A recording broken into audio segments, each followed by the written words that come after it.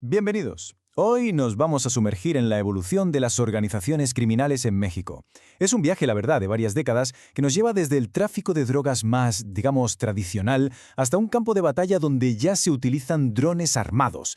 Para que nos hagamos una idea de la magnitud de la crisis actual, empecemos con una sola cifra. A principios de 2026, la tasa nacional de homicidios es esta: 23 muertes por cada 100.000 habitantes. Un indicador, la verdad, brutal de la situación sobre el terreno. Y claro, el impacto no es solo social.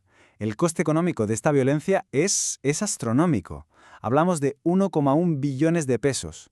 Una cifra que, como se puede imaginar, lastra de una forma gravísima el Producto Interior Bruto de regiones enteras. Bien, para entender cómo hemos llegado hasta aquí, este es el recorrido que vamos a hacer. Primero, la crisis de liderazgo actual. Después, retrocederemos a los orígenes, al primer monopolio.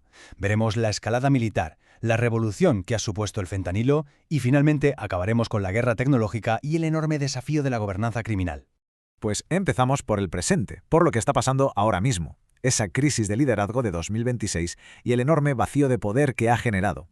Y es que el panorama criminal se ha visto sacudido hasta sus cimientos. Pensemos, la eliminación de Nemesio Oseguera Cervantes, el Mencho, y la captura de Ismael el Mayo Zambada han sido básicamente la decapitación de las dos mayores organizaciones. ¿El resultado inmediato? Pues una fragmentación interna tremenda y una escalada brutal en el conflicto por el control. Ahora bien, para comprender las raíces de estos gigantes, tenemos que viajar atrás en el tiempo. Vamos a los orígenes del primer gran monopolio, el Cártel de Guadalajara. En la década de los 70 el negocio era, relativamente más simple. México era el principal proveedor del mercado estadounidense. Como vemos aquí, suministraba el 75% de la marihuana y el 60% de la heroína que se consumía allí. El control estaba muy centralizado. Y esa centralización tenía un nombre y un apellido: Miguel Ángel Félix Gallardo. Durante los años 70 fue él quien unificó todas las rutas de tráfico bajo una única organización. Pero en 1985 todo cambió. El asesinato del agente de la DEA Kiki Camarena fue un punto de inflexión. Provocó una respuesta masiva por parte de Estados Unidos y acabó llevando al colapso total de este monopolio en 1989. Y esto ilustra a la perfección lo que pasó justo después. Con el Cártel de Guadalajara desmantelado, el monopolio se rompió. Se hizo añicos en tres grandes fragmentos que, con el tiempo, se convertirían en los nombres que dominarían las décadas siguientes: los cárteles de Sinaloa, Tijuana y Juárez. Pasamos ahora a la siguiente fase. Nos metemos en la escalada y la militarización que marcaron los años 90 y los 2000. Aquí, el punto clave, el que lo cambió todo, fue el modelo de negocio. Los cárteles mexicanos, que ya controlaban los corredores hacia Estados Unidos, dejaron de cobrar en efectivo a los productores colombianos. En su lugar, empezaron a cobrar en especie. Se quedaban con hasta el 50% de la mercancía. Esto, claro, les dio el control total, no solo del transporte, sino también de la distribución. La respuesta del Estado a este poder creciente fue una ofensiva militar a gran escala a partir del año 2006. Sin embargo, esta estrategia tuvo una consecuencia no deseada, algo que se conoce con una metáfora muy potente: la hidra.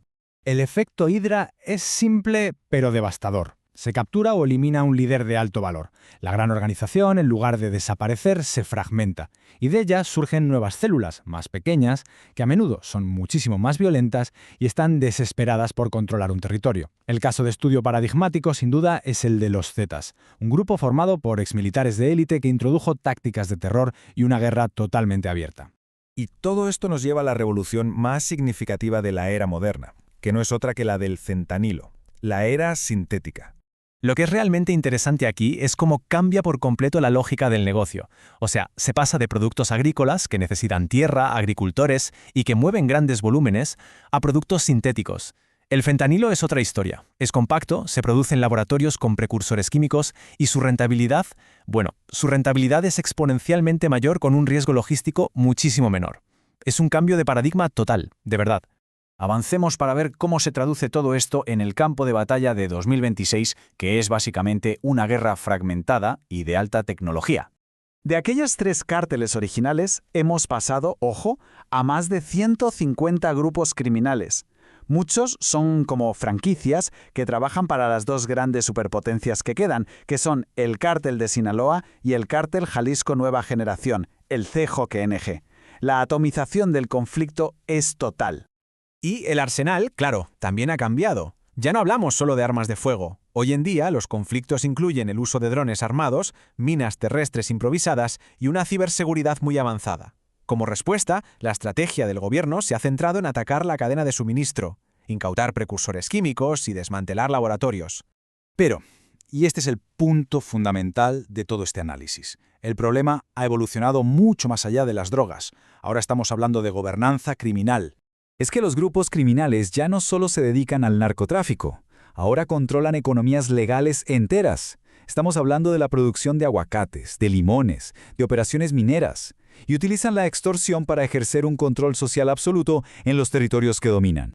Y este fenómeno tiene un nombre, se llama gobernanza criminal. Es, ni más ni menos, el proceso por el cual actores que no son el Estado, como los cárteles, ejercen autoridad y control sobre la población y el territorio, reemplazando, de facto, las funciones que debería ejercer el propio Estado.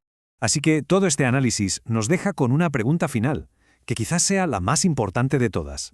Si los traficantes gobiernan, entonces, ¿qué queda del Estado?